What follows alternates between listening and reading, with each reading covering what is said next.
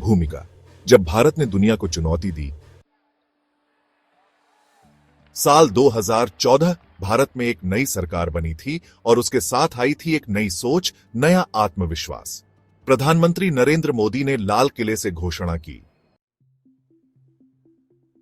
अगर दुनिया भारत में निवेश करेगी तो हम उन्हें सिर्फ बाजार नहीं बल्कि मैन्युफैक्चरिंग का हब भी देंगे। आइए, भारत में बनाइए, भारत में निर्माण कीजिए, मेक इन इंडिया। इस घोषणा के साथ ही मेक इन इंडिया अभियान शुरू हुआ। यह एक महत्वाकांक्षी योजना थी जिसका उद्देश्य भारत को एक प्रमुख मैन्युफैक्चरिंग हब में बदलना था। मकसद साफ था, भारत को मैन्युफैक्चरिंग का ग्लोबल सेंटर बनाना, जिससे न केवल देश की अर्थव्यवस्था को बल मिले बल्कि लाखों लोगों को रोजगार के अवसर भी प्राप्त हों। विदेशी निवेश को आकर्षित करना ताकि भारत में नई तकनीक और पूंजी का प्रवाह हो सके और लाखों नए रोजगार पैदा करना। इस अभियान के तहत सरकार ने कई नीतिगत सुधार और प्रोत्साहन योजनाएं पेश की, लेकिन जब 10 साल बाद पीछे मुड़कर देखते हैं तो कहानी उतनी सुनहरी नहीं लगती। कई क्षेत्रों में अपेक्षित परिणाम नहीं मिले। एफडीआई तो आया, लेकिन विनिर्माण में बड़ा बदलाव नहीं दिखा। निवेशकों की रुचि के बावजूद उत्पादन में वृद्धि नहीं हो पाई। बड़ी बड़ी फैक्ट्रियों की बात हुई, लेकिन नौकरियां उतनी नहीं बनी। रोजगार सृजन की गति धीमी रही। भारत का विनिर्माण क्षेत्र उतनी तेजी से नहीं बढ़ा जितनी उम्मीद थी। आखिर ऐसा क्या हुआ? क्या कारण थे जो इस अभियान को पूरी तरह सफल नहीं बना सके? मेक इन इंडिया में क्या गड़बड़ियां थीं? क्या नीतियों में खामियां थीं या फिर कार्यान्वयन में कमी रही? इसे कहां बेहतर किया जा सकता था? क्या सुधार किए जा सकते हैं ताकि भविष्य में यह अभियान सफल हो सके? आइए इसे विस्तार से समझते हैं। हम जानेंगे कि किन क्षेत्रों में सुधार की आवश्यकता है और कैसे भारत को एक मैन्युफैक्चरिंग हब बनाया जा सकता है। जब एक महान आइडिया ने जन्म लिया, 2014 में भारत के सामने कई बड़ी चुनौतियां थीं। बेरोजगारी बढ़ रही थी, विनिर्माण क्षेत्र की विकास दर गिर रही थी। चीन, वियतनाम जैसे देश मैन्युफैक्चरिंग में आगे निकल रहे थे। सरकार ने सोचा कि अगर भारत एक मैन्युफैक्चरिंग हब बन जाए तो नौकरियां बढ़ेंगी, आर्थिक विकास तेज होगा, चीन पर निर्भरता कम होगी। यही सोचकर मेक इन इंडिया की शुरुआत हुई। इसके तहत 25 क्षेत्रों पर फोकस किया गया, जिनमें ऑटोमोबाइल, रक्षा निर्माण, टेक्सटाइल और गारमेंट, फार्मा और केमिकल, इलेक्ट्रॉनिक्स और टेलीकॉम। शुरुआत अच्छी थी। 2015-16 में एफडीआई ने रिकॉर्ड तोड़ दिया। दुनिया भर की कंपनियां भारत की ओर देखने लगीं। लेकिन इसके बाद कहानी थोड़ी बदल गई। क्यों मेक इन इंडिया अपनी रफ्तार खो बैठा? विदेशी निवेश तो आया, लेकिन गहराई में नहीं गया। भारत में निवेशकों ने पैसा लगाया, लेकिन विनिर्माण की जगह सर्विस सेक्टर में। मोबाइल कंपनियां आईं, लेकिन सिर्फ असेंबली हुई, असली निर्माण नहीं। उदाहरण के लिए एप्पल के आईफोन भारत में बने, लेकिन कैमरा, प्रोसेसर और बैटरी जैसी चीजें अभी भी चीन, ताइवान और दक्षिण कोरिया से आईं। फॉक्सकॉन जो आईफोन बनाती है, भारत आई तो सही, लेकिन असली टेक्नोलॉजी बाहर ही रही। बुनियादी ढांचा अभी भी कमजोर है। भारत में बुनियादी ढांचे की स्थिति में सुधार की बहुत आवश्यकता है। कई क्षेत्रों में सड़कों की हालत खराब है और इमारतें जर्जर हो चुकी हैं।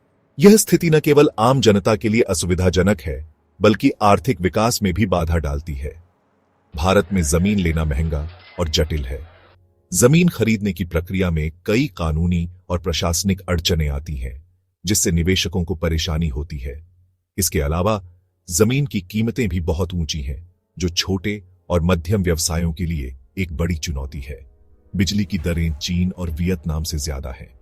उच्च बिजली दरें उत्पादन लागत को बढ़ाती हैं, जिससे भारतीय उत्पाद अंतर्राष्ट्रीय बाजार में प्रतिस्पर्धा नहीं कर पाते। यह स्थिति उद्योगों के विकास में भी बाधा डालती है। सड़कें और लॉजिस्टिक्स उतने मजबूत नहीं हैं, जिससे ट्रांसपोर्ट खर्च ज्यादा आता है।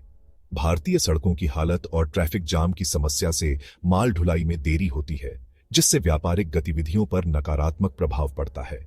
उदाहरण के लिए, चीन में एक सामान फैक्ट्री से बंदरगाह तक सिर्फ 24 घंटे में पहुंच जाता है। चीन में बेहतर लॉजिस्टिक्स और परिवहन सुविधाओं के कारण व्यापारिक गतिविधियां तेजी से होती हैं, जिससे उनकी अर्थव्यवस्था को लाभ होता है। भारत में वही सामान 4-5 दिन लगाता है। धीमी परिवहन व्यवस्था के कारण भारतीय व्यापारियों को समय और पैसे दोनों का नुकसान होता है, जिससे उनकी प्रतिस्पर्धात्मकता कम हो जाती है। इसका मतलब कंपनियों को लागत ज्यादा लगती है और वे भारत की बजाय वियतनाम जैसे देशों में जाना पसंद करती है। वियतनाम में कम लागत और बेहतर बुनियादी ढांचे के कारण कंपनियां वहां निवेश करने में अधिक रुचि दिखाती हैं, जिससे भारत को आर्थिक नुकसान होता है। लाल फीताशाही और नीति में अस्थिरता। भारत में बिजनेस करना आसान तो हुआ, लेकिन नीतियां बार बार बदली। जीएसटी लागू होने के बाद शुरुआती कुछ सालों तक इंडस्ट्रीज को बहुत दिक्कतें हुई। कंपनियों को क्लियर पॉलिसी नहीं मिली कि सरकार कब कितना टैक्स लेगी। उदाहरण के तौर पर टेस्ला भारत में निवेश करना चाहती थी, लेकिन सरकार ने ऊंचा आयात शुल्क रखा। नतीजा, टेस्ला ने भारत की बजाय इंडोनेशिया और वियतनाम को चुना। कौशल की कमी। भारत में मजदूर तो बहुत हैं, लेकिन जरूरी स्किल वाली वर्कफोर्स नहीं। चीन ने अपने मजदूरों को ट्रेनिंग देकर उन्हें तकनीकी रूप से सक्षम बनाया, लेकिन भारत इसमें पीछे रह गया।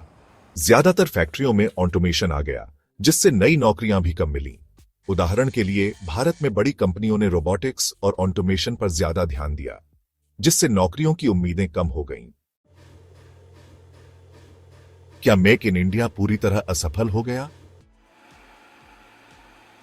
नहीं, कुछ क्षेत्रों में सुधार हुआ। भारत में मोबाइल मैन्युफैक्चरिंग बढ़ी, ऑटोमोबाइल सेक्टर में उत्पादन बढ़ा, रक्षा उत्पादन में निवेश बढ़ा।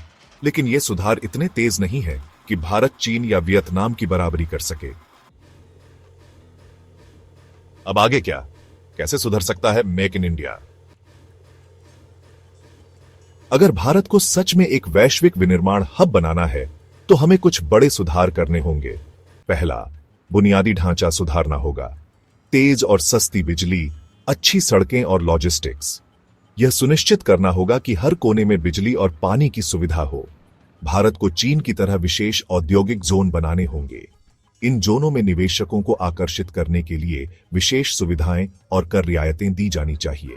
दूसरा, स्किल डेवलपमेंट पर फोकस करना होगा। हमारे युवाओं को आधुनिक तकनीकों और उद्योगों के लिए तैयार करना होगा।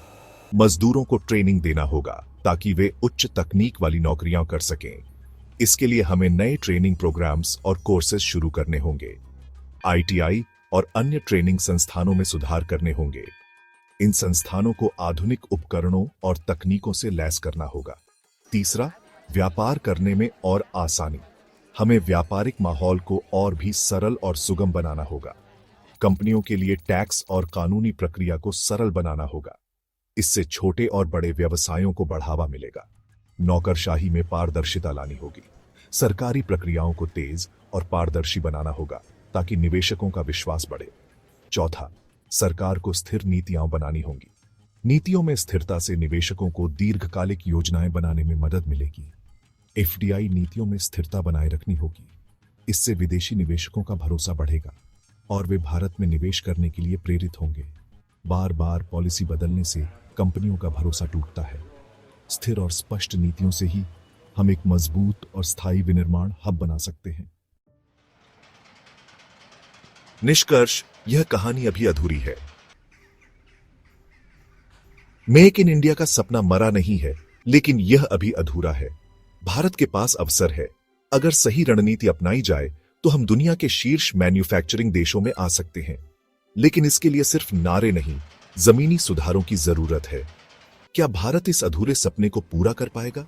यह आने वाले वर्षों में ही पता चलेगा।